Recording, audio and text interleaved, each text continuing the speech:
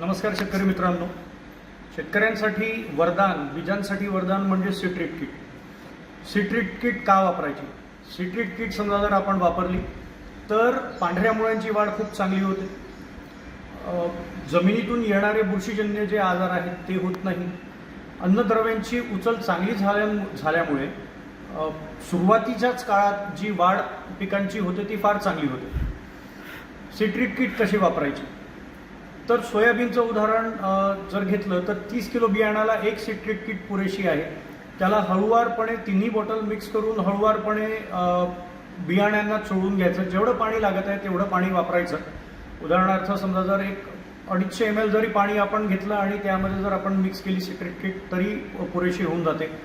धान जर असेल तर त्याला पूर्ण धानाला हळुवारपणे चोळून सावलीमध्ये वाळवून मग त्याला पर्यांसाठी वापरायचं.